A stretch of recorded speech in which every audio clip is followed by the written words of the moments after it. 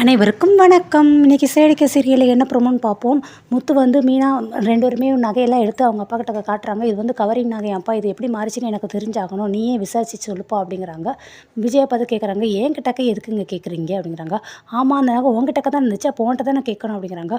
உண்மையிலே இந்த நகை கவரிங் எப்படி மாறிச்சின்னு என்கிட்டக்க கேட்குறீங்களா, இல்லை உன் மாமியார் வீட்டில் தான் மாறிடுச்சா, எந்த அர்த்தத்தில் நீ என்கிட்ட கேட்குற அப்படிங்கிறாங்க. மீனாக்கு கோவம் வந்துடுது. அத்தை, இப்போ நீங்கள் எப்படி பேசுகிறீங்க, எந்த அர்த்தத்தில் பேசுகிறீங்க, அப்போ இந்த நகையை மாற்றினது எங்கள் வீட்டில் தான் மாற்றிருக்காங்கன்னு சொல்கிறீங்களா நீங்கள்?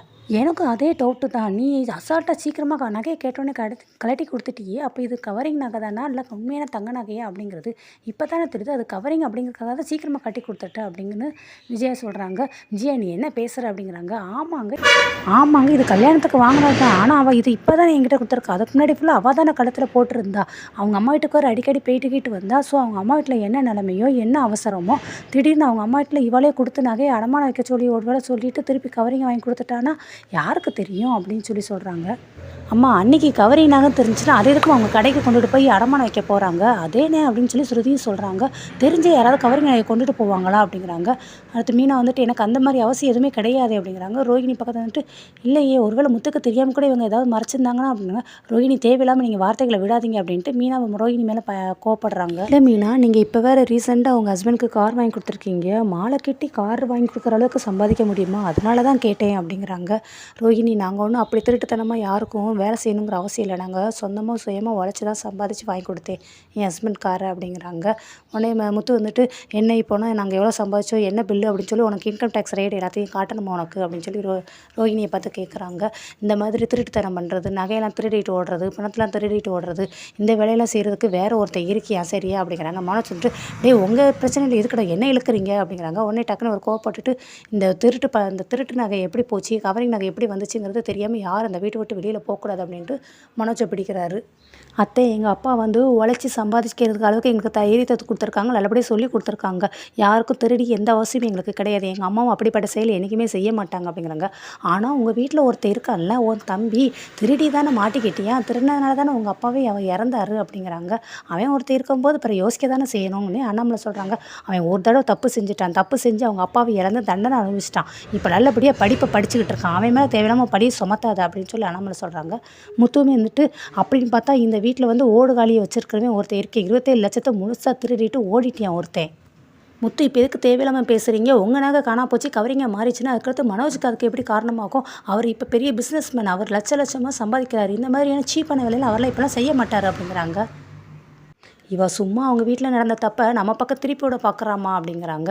அத்தை, நான் தான் சொல்கிறேன், எங்கள் வீட்டில் அப்படி தப்புலாம் யாரும் செய்ய மாட்டாங்க அப்படின்னு. என்னடி குரலில் ரொம்ப வசதியாக பேசிக்கிட்டு இருக்க நீ அப்படின்னா, இந்த நகையை நான் தான் மாற்றேன்னு சொல்கிறியா, என்ன காரணம் காட்டுறீங்களா நீங்கள் அப்படிங்கிறாங்க. விஜயா அப்படின்னு சொல்லி அண்ணாமலை இறங்குறாங்க. பின்ன என்னங்க, நான் என்ன செஞ்சேன், நீங்கள் கொடுத்த நகை அப்படியே கொண்டு வந்து திருப்பி கொடுத்துட்டேன், அதுக்கு நான் என்ன பொறுப்பாக முடியும்னு. இப்போ நகை எப்படி மாறிச்சு, அதுக்கு முதல் நீங்கள் பதில் பேசுங்க. என்ன கேட்டால் எனக்கு எப்படி தெரியும், நான் அப்படியே கொண்டு வந்து கொடுத்துட்டேன், அதுக்கு மேலே எனக்கு எதுவுமே தெரியாது அப்படின்னு சொல்லி விஜயா சொல்கிறாங்க. அத்தை, நீங்கள் தேவையில்லாமல் எங்கள் குடும்பத்தை பற்றி பேசுகிறீங்க, அப்படி ஒன்று எங்கள் குடும்பம் தப்பான செயல் எதுவுமே செய்ய மாட்டாங்க அப்படிங்கிறாங்க. விஜயா, அப்படின்னு பார்த்தா இந்த நகையில் வந்து வளையல் மற்றதெல்லாம் போட்டது எங்கள் அம்மா தான், அப்போ அந்த நகை எப்படி கவரிங்க மாறிச்சு அப்படிங்கிறாங்க. ஒருவேளை உங்கள் அம்மாவும் கவரிங்க போட்டுட்டாங்களோ என்னமோன்னு, இப்படி நாக்கு இருக்குங்கிற பேரில் எதனால் பேசாத, எங்கள் அம்மா ஊருக்கே அள்ளி வாரி கொடுத்தவங்க, அவங்க எதுக்கு கவரிங் நகையை போடணும் அப்படிங்கிறாங்க. இல்லைங்க, எதுக்கு சொல்ல வந்தீங்கன்னா, ஒருவேளை அவங்க செய்கிற இடத்துல ஏமாந்துட்டாங்களோ என்னமோ அப்படிங்கிறாங்க. அதுக்கு வந்துட்டு, இது என்ன லாஜிக்கே இல்லாமல் பேசுகிறீங்க, மீனா கொண்டு வந்த நகையும் போலி நகைங்கிறீங்க, பாட்டி கொடுத்த நகையும் கவரிங் நகைறீங்க, அது எப்படி ரெண்டுமே ஒன்போல ஆகும் அப்படிங்கிறாங்க. உடனே ரவி வந்துட்டு, எனக்கு என்னமோ இந்த வீட்டில் தான் இந்த நகை ஏதோ மாறி இருக்குது அப்படிங்கிறாங்க. என்னடா விட்டா நான் தான் இதை மாத்திரேன்னு சொல்லி ஏமலை பழிய போடுவீங்க பொழுக்கு அப்படிங்கிறாங்க. மனோஜ் வந்துட்டு, இவங்க 2 பேரும் தான் நகையை பற்றி ஏதோ ஒன்று மாதிரி மாற்றி விட்டு இப்போ நம்ம மேலே அந்த பழியை வந்து போடுறாங்கம்மா அப்படின்னு சொல்லி மனோஜ் சொல்கிறாரு. ஸ்ருதி வந்துட்டு, சீக்கிரமாக அங்கிள் பேசாமல் இந்த இதை போலீஸ்கிட்ட கம்ப்ளைண்ட் பண்ணிடுவோம் அப்படிங்கிறாங்க. என்னது போலீஸா, அதெல்லாம் ஒன்றும் தேவையில்லைன்னு, ஏன் எதுக்கு வேண்டாங்கிற அப்படின்னு சொல்லி மனோஜ் வந்து பார்த்து கேட்குறாங்க. இல்லைடா, நம்ம குடும்ப விஷயத்தை போய் எதுக்கடா போலீஸ்கிட்ட போய் சொல்லணும், அதனால தான் வேணான்னு சொல்கிறேன். அண்ணாமலை வந்துட்டு, அதெல்லாம் போலீஸ்கிட்டக்குள்ள ஒன்றும் போக வேண்டாம் அப்படிங்கிறாங்க. முத்து வந்துட்டு, போலீஸ்கிட்ட போகிறது நம்ம குடும்பத்தை நம்மளே அசிங்கப்படுத்துறது, ஊரே நம்ம குடும்பத்தை பார்த்து சிரிக்கும், அதெல்லாம் வேண்டாப்பா, நகை எப்படி மாறிச்சுங்கிறத நான் கண்டிப்பாக கண்டுபிடிச்சி காட்டுறேன், இந்த இதில் ஏதோ ஒரு கோல்மால் நடந்திருக்கு அப்படிங்கிறாங்க. சரி, அந்த பிரச்சனை அப்படியே விட்டுட்டு எல்லாம் அவங்கவுங்க வேலையை பார்க்க போயிடுறாங்க. அடுத்த மனு வச்சுட்டு, நல்ல வேலை மாட்டிருப்பீமா, நல்ல வேலை என்னை தப்பிக்க வச்சிங்க, நீங்கள் ரொம்ப தேங்க்ஸ் பண்ணி. அறிகிட்ட கூமிட்ட முத்துக்கு வந்து டவுட் வந்துருச்சு, முத்து எப்படினாலும் அதுக்கு எப்படி மாறிச்சுங்கிறத கண்டிப்பாக கண்டுபிடிச்சே தீருவான், எப்போ கண்டுபிடிக்க போகிறானோ என்னமோன்னு எனக்கு திக்குன்னு இருக்குது, நான் பெற்ற 3ல் நீ ஒருத்தன் தான் தருதலே வந்து வாச்சிருக்க, எப்போ பிரச்சனை கொண்டு வருவா, என்ன பண்ணுவான்னு எப்போ பார்த்தாலும் உன்னோட பக்குன்னு இருக்குதுடா. முத்துக்கு டவுட் வந்துச்சு. எப்படியும் கேள்வி மேல கேள்விய கேட்டுக்கிட்டே இருப்பான். போலீஸ் மாரி தொலைச்சுக்கிட்டே இருப்பான். அவன் கண்டுபிடிக்கிறவங்களே அந்த நகைய எப்படியாவது தங்கத்துல வாங்கி வச்சிடணும். அதுக்கு எப்படியாவது அமௌண்ட் நீ தான் ரெடி பண்ணணும். அம்மா 4,00,000க்கு எங்கம்மா போறது? 4,00,000க்கு பொருளெல்லாம் வித்தா தானம்மா ப்ராஃபிட் கிடைக்கும் அப்படிங்கிறாங்க. அதெல்லாம் எனக்கு தெரியாது. எப்படியாவது ரூபாவ ரெடி பண்ற, தங்கத்துல வாங்கி வைக்கிறோம். இல்லாட்டினா மான மரியாதை போயிரும் அப்படிங்கிறாங்க. நான் தான் பெரட்டணுமா அப்படின்னு சொல்லி மனோஜ் சொல்றாரு. அடுத்து வந்து முத்துக்கு வந்து டவுட் வருது. எனக்கு என்னமோ டவுட்டா இருக்கு. எப்படியும் அந்த தங்க நகைய பதிலா அவங்க கவரிங் வாங்கி போயிருது. ஏதாவது ஒரு கடையில தான் வாங்கி வச்சிருப்பாங்க. எப்படியும் அந்த கடையிலேருந்து ஃபோன் போட்டு நீங்கள் இத்தனாந்தேதி நகை வாங்குனீங்களே அதை பற்றி நீங்கள் சொல்லணும்னு சொல்லி நம்ம பேசணும். எப்படி மனோஜ் உளறிடுவான். அதெல்லாம் நம்ம ஃபோன் போட்டு பேசணும்னு சொல்லி முத்து வந்து மீனா கிட்ட சொல்கிறாங்க.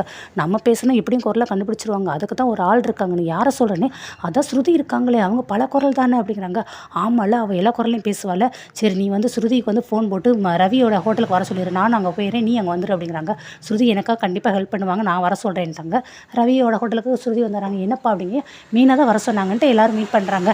தனியாக பேசணும், ஒரு ரூம் சொல்கிறா அப்படிங்கிறாங்க. சரி வாங்க அப்படின்ட்டு ஒரு டைனிங் ஹாலுக்கு கூட்டிகிட்டு போகிறாரு. பேசுகிறாங்க.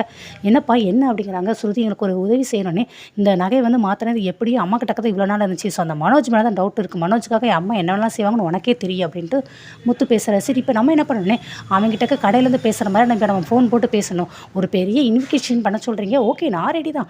என்ன ரிசல்ட்டுங்கிறது தெரிஞ்சுக்கிறது உடனே நல்லது தானே அப்படிங்கிறாங்க. சரி நீங்கள் தான் இதுக்கு ஹெல்ப் பண்ணணும். இப்போ நான் ஒரு பேப்பரில் எழுதி தரேன், அதே போல் நீங்கள் ஃபோன் போட்டு பேசுங்க அப்படின்னு சொல்லி மீனா சொல்கிறாங்க. ஓகே நான் பேசிடுவேன், நான் தான் டப்பிங் நிறைய கொடுக்குறேன், சீரியல்லேருந்து ஒரு வாய்ஸ் எடுத்து நான் பேசிக்கிறேன் அப்படிங்கிறாங்க. ரவியும் ஓகே இதில் எல்லாம் ஐடியா தான் அப்படிங்கிறாங்க.